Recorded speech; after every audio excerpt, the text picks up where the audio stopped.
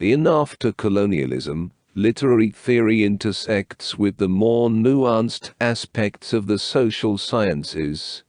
Collectively, the essays illustrate that while some social scientists readily acknowledge and assimilate the insights and vocabulary of literary criticism, often labeled as theory by its practitioners, literary theorists seem less inclined to glean lessons from anthropologists or historians.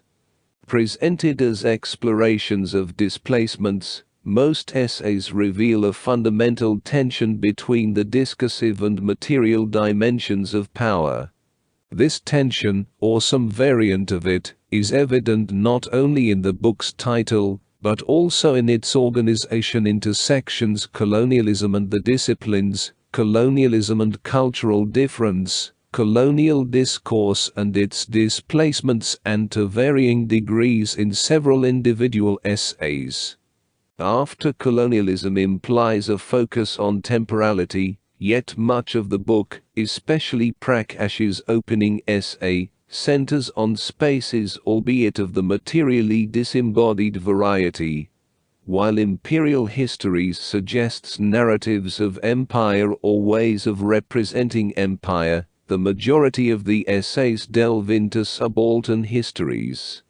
If Postcolonial Displacement seems to allude to a series of atemporal ruptures rather than substantive or material discursive shifts, some essays stand out for their original perspectives, offering analyses of empirically rich material from previously overlooked yet dense and compelling sites, such as Bluss on Dutch missionaries in 17th-century Formosa, Lockman on labor Zionists in early 20th-century Palestine, Feynman on U.S. University history departments in the 1970s, and Silverblatt on the cultural construction of Indians in 17th-century Peru.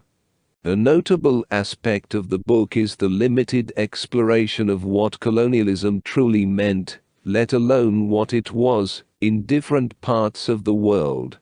Claude Alva's essay is a rare exception, delving into a discussion of Latin American experience, albeit with a largely negative outlook. The reluctance to engage with the essence of colonialism or post-colonialism across regions may stem from a tendency to view colonialism primarily as a discourse or category, rather than a dynamic process. Colonial and post-colonial discourse, as depicted in the book, involves the ordering and reordering of categories, oppositions, and relationships at a hypostatized level of meaning or signification, divorced from actual fields of action. Prakash's introduction and Said's essay, in particular, convey a deep suspicion of history as a mode of representation, and a skepticism towards Western disciplines, casting them as mere knowledge/power structures in which intellectuals are ensnared. Phillips critiques early 20th century U.S. anthropologists, while simultaneously bolstering her argument by invoking ethnographic authority, a tactic largely discarded or reserved for casual conversations by seasoned ethnographers. The reader is prompted to view the resistance of the colonized as theoretical events. The contributors to the book move beyond simplistic oppositions and dichotomies, to explore the intricate and multifaceted relationships between knowledge and power, as well as between colonizer and colonized. According to the editor, the volume aims to go beyond the narrow focus of previous studies on colonialism, which merely documented its record of domination. Instead, the goal is to unravel the failures, silences, displacements, and transformations produced by colonialism, and to highlight the subaltern positions and knowledge that could not be properly recognized and named within colonial discourses. The intent is not only to chronicle Western dominance and resistances to it, but also to identify local sites of knowledge and agency, overlooked by conventional historiography. Edward Said sets the tone for the volume by exposing the imperial affiliations and universalizing discourses inherent in Western academic disciplines, such as history, anthropology, and philology. He underscores how the colonized world is portrayed according to Western epistemological foundations, reinforcing Europe's natural claims to preeminence. Said delves into the imperialist sentiments embedded in Western literature, from Shakespeare to Jane Austen, advocating for a contrapuntal reading of colonialist texts, to unveil the interconnected structures of attitude and reference, linking culture and imperialism in the West. In a complementary critique, Stephen Feynman challenges the universal narrative of world history that has resulted in constructs like Africa. He reveals the provincial nature of tropes framing a world history that is essentially an expanded form of European history. Feynman argues that diverse and culturally specific narratives of African pasts defy the hegemonic criteria shaping the concept of civilization. Rejecting the reduction of African history against master historical narratives rooted in European perspectives, Feynman advocates transcending an understanding of history that originates solely in Europe. The book, in my view, achieves this goal with remarkable success. Joan Dayan's essay on the 1804 slave revolution in Haiti, which resulted in the establishment of the world's first Black Republic, addresses the practice of history. Seeking to move beyond the extremes of idealization and debasement found in French historiography, Dayan advocates for a different approach to history, one drawn from local legends and somewhat blurred but still remembered oral traditions of the revolution. This alternative history, featuring prominently the practices and beliefs of Vodou, highlights the ambiguity of power and the ambivalences inherent in revolution. Dayan contends that revolution is rarely as complete as mythologizers and ideologues portray it. A Vodou history of the 1804 revolution, incorporating unwritten narratives, fosters an understanding of how inventions of the mind and memory dismantle the illusion of a final, singular, and uncontested master narrative. After colonialism also delves into the examination of the multifaceted dimensions of encounters between colonizers and the colonized. While advocates and critics of colonialism often uphold distinct distinctions between exploit, Ruth B. Phillips argues that formal programs of collecting and exhibiting in North American museums, driven by ethnographic authenticity, excluded Native American art explicitly produced for sale to tourists. Neglecting to acknowledge art forms reflecting local negotiations with Western systems of art, economics, and aesthetics, reinforces representations of Native Americans as other, marginalized, and pre-modern. Shifting focus to the encounter between colonialism and the broader issue of cultural difference, a set of essays, including those by Anthony Pagden, explores European conceptions of nationalism and their impact on effacing difference. Pagden examines how Denis Diderot and Johann Herder approached the idea of nationhood and cultural difference. Diderot's optimism envisioned migration and commerce, leading to the creation of new national communities based on shared values and experiences, but colonialism disrupted this utopian vision. In contrast, Herder viewed cultures as fundamentally incommensurable, seeing nationhood as the product of centuries of accumulated cultural habits, reinforcing distance and difference. Pagden contends that the contemporary world continues to grapple unsuccessfully with these two opposing and equally unsatisfying nationalist perspectives on cultural difference. Differences, divisions, and internal competition were inherent within various colonizing projects, challenging the perception of colonialism as a seamless endeavor. Leonard Blus's account of the interaction between the Dutch colonial administration and the Protestant mission in 17th-century Formosa challenges the notion of colonialism's inherent coherence. In Formosa, the Dutch Protestant mission, particularly assertive compared to other mission fields, actively supported the colonial administration's extension of jurisdiction into heathen areas, initially facilitating the expansion of mission efforts. However, the compatibility of these projects proved temporary.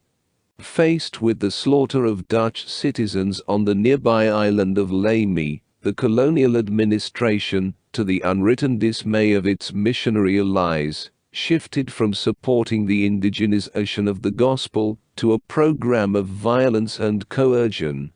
This revealed the ultimate incompatibility, at least in 17th-century Formosa, of empire and Christianity. Colonial regimes also grappled with ordering that which resisted easy categorization, yielding confounding and sometimes tragic outcomes. Gauri Viswanathan's contribution details how the acceptance of Christianity in colonial India resulted in civil death for converts, who were no longer recognized under Hindu scriptural law as functioning members of their former communities.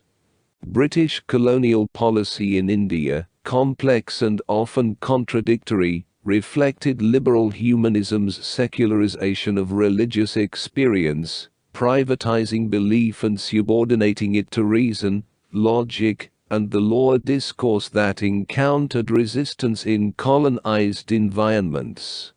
Colonial courts, for administrative purposes, disregarded the social consequences of religious change experienced by converts, and the efforts by established religious communities in India to enforce the banishment of these outcasts. The converts found themselves in liminal spaces, unwanted by their former communities and unprotected by colonial law. Similarly, Zachary Lockman explores how Zionist discourse in Palestine, despite using the language of socialism, class struggle, and working-class solidarity, ultimately depicted Arab workers as shadows on an essentially unoccupied land. This portrayal denied them the characteristics of a nation and, consequently, the right to self-determination, while also rendering them susceptible to the anti-colonialist activities of outside agitators. Like other subordinated peoples, Palestinians were rendered invisible or marginal in the discourses and historical narratives of the powerful. However, their presence, always there, had a constitutive, though denied, influence on the development of Zionism between 1897 and 1927. Although the concept of colonialism holds centrality in both modern and postmodern worlds, this volume subjects it to critical, discursive, and historically contingent analyses. De Alva, in particular, scrutinizes the indiscriminate application of the term colonialism, arguing that it lacks relevance when applied to peoples in the core areas of Central and South America. For these communities, regional, relatively autonomous sociopolitical and cultural units created by the growing mestizo/criollo worlds offered more immediately relevant orderings of experience. De Alva contends that decolonization cannot be said to have occurred in these areas as it did elsewhere globally, due to the formation of an elite ruling class, resulting from distinctive racial and ethnic mixings among colonialists, Africans, and indigenous peoples. The anthropologist from Princeton urges readers to recognize the historical particulars informing contemporary notions of identity, including the emergence of nativist ideologies, discriminating against true natives. Like Spivak, Deralva shares a concern for identities of strategic essentialism that overlook historical differences and varieties of oppression, in favor of common agendas against an assumed globally uniform style of colonialism. The third and final set of contributions in After Colonialism delves into the fault lines of knowledge across colonized landscapes. Irene Silverblatt examines the perceived advantages that led ethnically distinct Andean groups in 17th-century Peru to identify themselves as Indians, a decidedly pejorative social category bequeathed by the Spanish colonial administration. Despite being marred by colonial constraints and prejudices, the term Indian articulated Andeans' experiences as colonized people. The deliberate use of the term, along with the historical memories it evoked, gave rise to Indianism, an ideology transcending ethnic borders, forming alliances across gender and privilege boundaries, and challenging colonial truths. This Indianism embodied a resurgent nativism that spoke of self and possibility, but existed in an intricate dynamic with the compromising practices of Spanish hegemony. As Silverblatt notes, Indianism's simultaneous embrace and rejection of the colonial order charted courses of possibility for the years to come. In the concluding essays by Emily Apter and Homi Bhabha, the advocacy for alternative forms of knowledge and agency is emphasized, stemming from the dysfunctioning of colonial discourse. Apter focuses on the work of Elissa Reis, a popular Algerian novelist from the 1920s, illustrating how persistent reproduction of Oriental fictions and stereotypes of North African women impacted and was influenced by French feminism. This interplay resulted in diverse representations of Muslim life, competing in claims to authenticity, and advocating for a common feminism, addressing the situations of North African and French women. The clash of these colonial realisms undermined confidence in a transcendent, irreproachable representation of colonial reality, creating space for other visions of identity and agency. Apter concludes by advocating for a new historiography of literary history that acknowledges the parodic, provisional, and historically contextual nature of narratives. In his essay Revisiting Prominent Themes, Bhabha identifies space for subaltern agency within the ambivalent functioning of history and anthropology, particularly as outlined in Foucault's The Order of Things, and in the events surrounding the 1857 mutiny of local colonial troops in India. Bhabha highlights the uncertain interstitial spaces of history and anthropology when applied to the 1857 mutiny, emphasizing the role of rumors in the uprising. What emerges is a form of agency that is partial, contingent, and ambivalent, encouraging new histories beyond the confines of colonial fears, fantasies, and desires.